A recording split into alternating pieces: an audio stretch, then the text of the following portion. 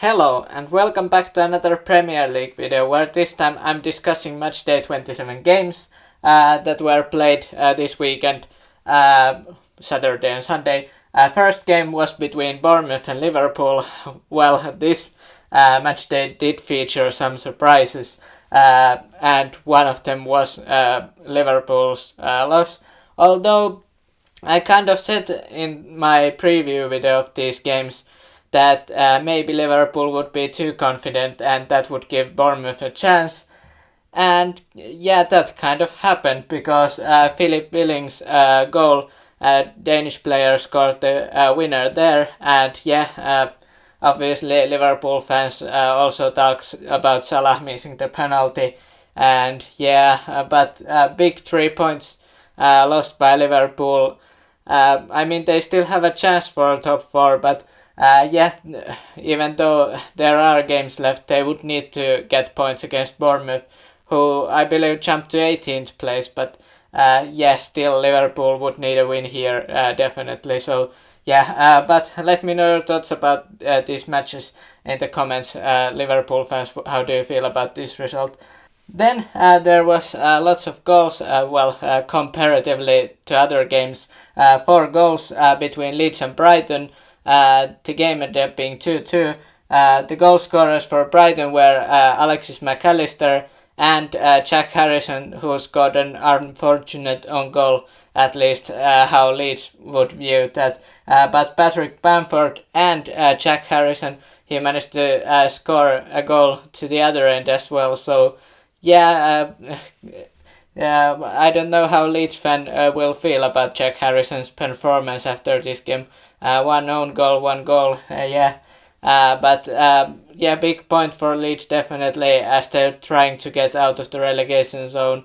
Whereas Brighton, they have done quite well this season, but this draw is a bit of a disappointment, I would think, because Leeds hasn't done that well this season, and I would think Brighton fans would have wanted to win here.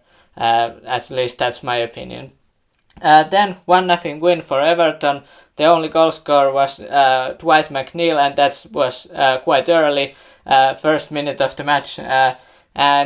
Everton, they really needed this win, and that probably was the reason why they won, really, because they had to basically win this one.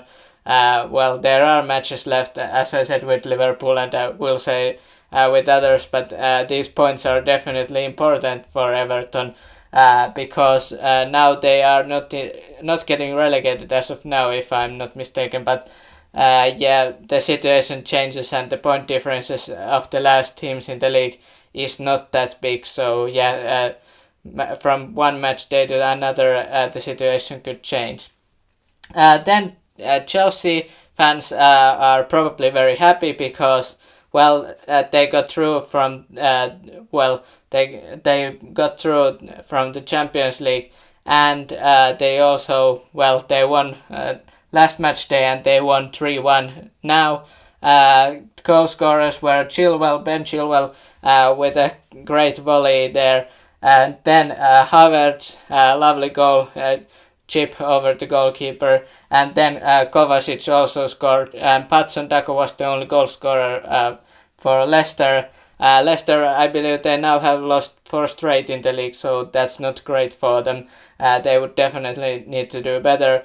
Whereas Chelsea, 2 straight wins, and they can score apparently now, so that's pretty good for them. This season hasn't been that great for them goal scoring wise, but let's see if they could score at better rate from now on.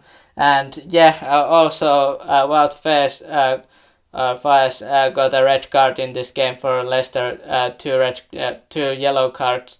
So important defender missing for them for the future match day. Then 3-1 win for Spurs. They were Nottingham Forest, who are struggling lately. This isn't a big surprise, I would think, to many people. The only goal scorer for Nottingham was Worrell, but before that Harry Kane has scored twice, and Heung-min Son has scored once. Interestingly enough, I said in the preview that maybe Kane had scored against Nottingham Forest twice in their last meeting in Premier League. Would he score again? Apparently he would score and would go on to score two goals in this match as well as he did twice in the last match. So yeah, Tottenham fourth. I would think they are pretty in pretty good position there. Although Newcastle and Liverpool are not that far away, but yeah, I would think Tottenham they have a fairly good chance of getting into or staying into top four till the end of the season, because Liverpool they clearly have some problems with consistency. 7-0 win against Man United and now losing 1-0 to Bournemouth. Then Manchester City face Crystal Palace. Bit surprisingly, only one goal scored by City in this match. That was Erling Haaland scoring, who scored in the previous meeting as well against Crystal Palace in Premier League. That was from penalty spot 78 minutes, so quite a long time there when City didn't score. So yeah, Crystal Palace nearly pulled off an upset and made Manchester City lose points, which would have probably, I'm not sure probably, but could have been vital for the title race since what happened with Arsenal. But they managed to win, and that's very important for them, and they are still relatively close to Arsenal, 5 points, but still close enough to catch them if Arsenal would struggle, although it doesn't look like it. But yeah, City doing well lately. Let's see if they could continue threatening Arsenal and maybe get a league title at the end of the season. But yeah, I'm not sure how possible that will be with Arsenal's current form. But yeah, they definitely did better than other Manchester team or Manchester-based team, Manchester United.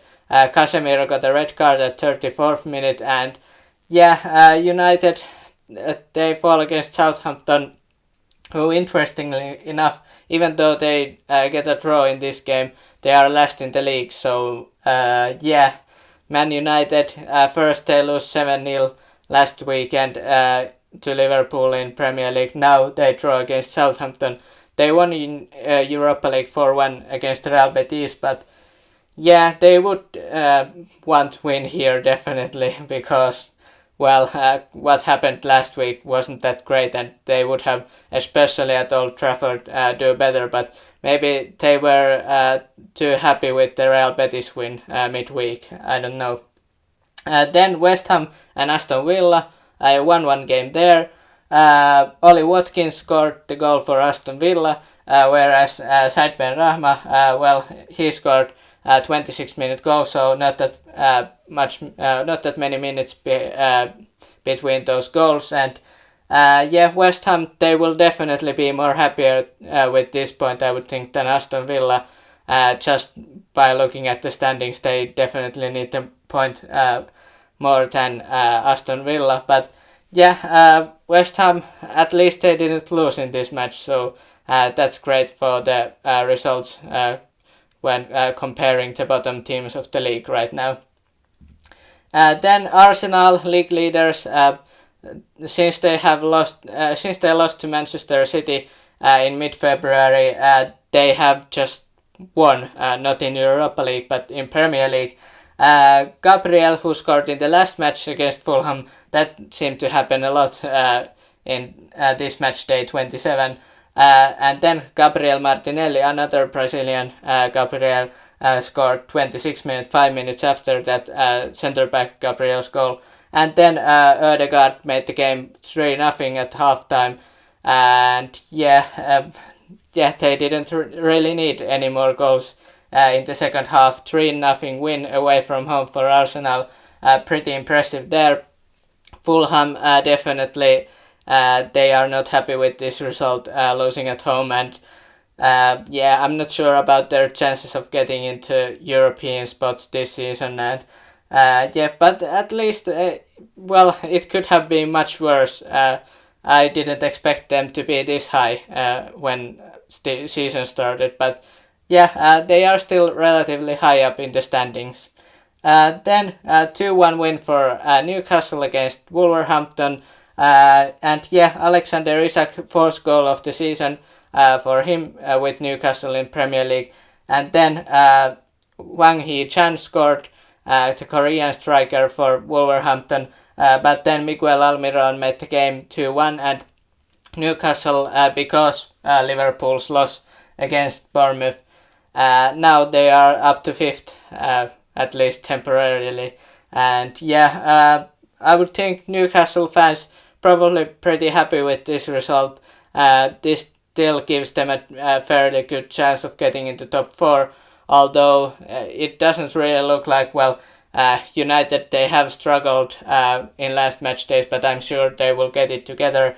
And yes, Spurs doing pretty well, City and Arsenal doing great. I'm not sure if there's a spot in the Champions League for next season, but yeah, maybe Europa League, Europa Conference League, something like that for Newcastle.